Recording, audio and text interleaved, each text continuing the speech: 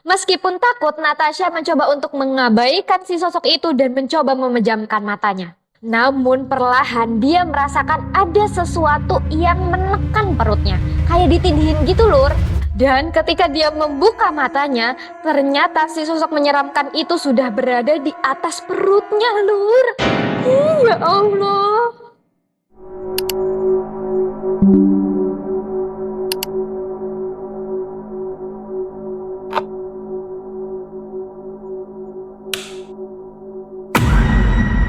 Assalamualaikum sedulur, matur nuwun sudah klik video ini. Balik lagi sama Yang Nafa. Hai. Kalian pasti udah nggak asing kan sama cerita-cerita horor di hotel atau di penginapan gitu?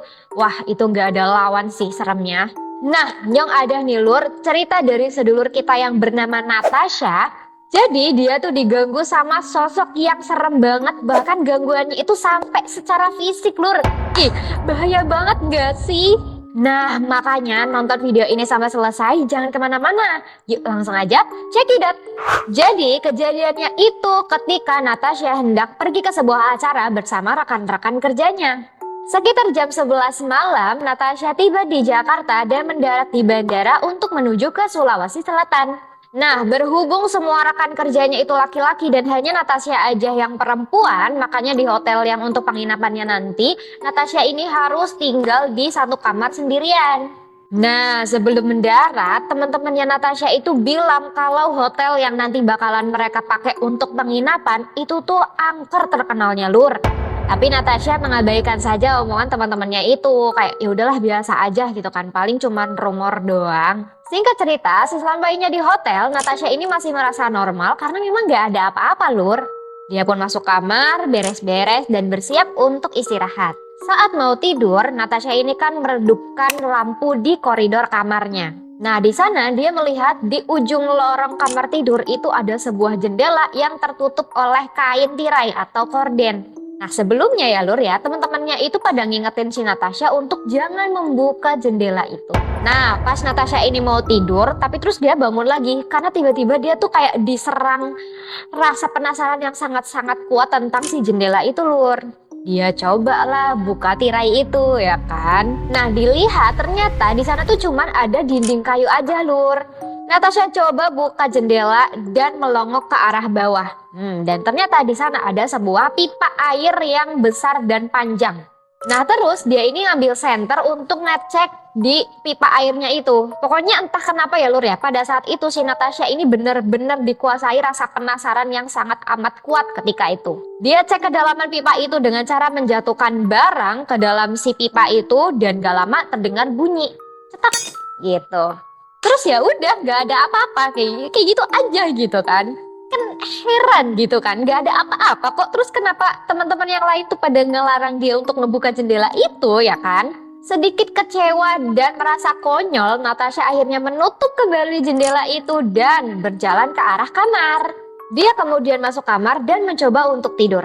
Melihat jam pada saat itu sudah menunjukkan pukul 1:30 dini hari. Waduh, udah jam segitu aja ya. Karena harus segera istirahat, Natasha pun mencoba untuk memejamkan matanya.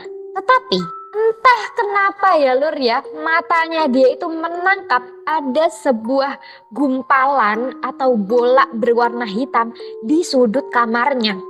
Wah, bingung lah ya. Apaan tuh? Padahal tadi nggak ada apa-apa di situ. Dan gak lama dari situ ya lur ya, si bola atau gumpalan hitam tadi itu berubah menjadi sosok yang sangat-sangat mengerikan. Wajahnya itu hitam, mulutnya itu bertaring dan matanya itu merah. Sosok itu meringkuk di sudut kamar lur. Meskipun takut, Natasha mencoba untuk mengabaikan si sosok itu dan mencoba memejamkan matanya.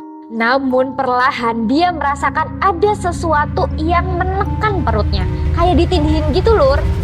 Dan ketika dia membuka matanya, ternyata si sosok menyeramkan itu sudah berada di atas perutnya lur. Ya Allah. Belum sempat bereaksi, Natasha itu tiba-tiba dicekik oleh makhluk itu.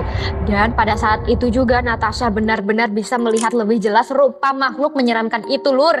Ih, bener-bener serem, Lur. Mana itu tangannya kayak ada banyak. Selain ada yang mencekik lehernya, tapi tuh ada juga yang menahan lengannya biar dia tuh nggak bisa gerak-gerak gitu, Lur. Di situ Natasha mencoba melawan makhluk itu dengan membaca doa-doa sebisanya. Tapi tetap aja, Lur, si makhluk itu tuh nggak melepas cekikan di lehernya Natasha. Dia terus lah ya baca-baca doa sambil beristighfar berulang kali sampai akhirnya makhluk itu menghilang. Saking lemas dan ketakutannya Natasha itu kemudian ketiduran dan terbangun pada jam 5 pagi. Dan pas dia bangun ya, dia tuh bisa lihat di lengannya itu tuh kayak ada jejak kuku yang mencekram gitu. Dan ada bercak kemerahan karena berdarah, Lur. Ih, gila gak sih? Berarti kayak beneran gitu kan kejadian yang semalam itu? Dan karena kejadian itu ya, Lur ya, Natasha sampai sekarang itu masih merasa trauma dan terbayang-bayang sama kejadian itu, Lur. Wah, gila sih, serem banget ya, Lur ya. Ih, Nyon jadi penasaran deh, itu sosok dari mana dan kenapa dia bisa sampai nyekik si kakak Natasha? Apa jangan-jangan makhluk itu adalah penghuni pipa air yang di jendela itu ya, Lur ya? Menurut kalian gimana coba? Anyway, kalau kalian juga punya cerita pengalaman horor, boleh lo share ke kita caranya, kirim aja ke alamat email atau nomor WhatsApp di bawah ini. Thank you sudah menonton sampai selesai. Jangan lupa like, share, subscribe, dan juga nyalain notifikasinya biar kalian bisa selalu update sama video-video baru kita. Nanti kita merinding bareng-bareng ya, Lur ya. Sampai ketemu lagi. Assalamualaikum.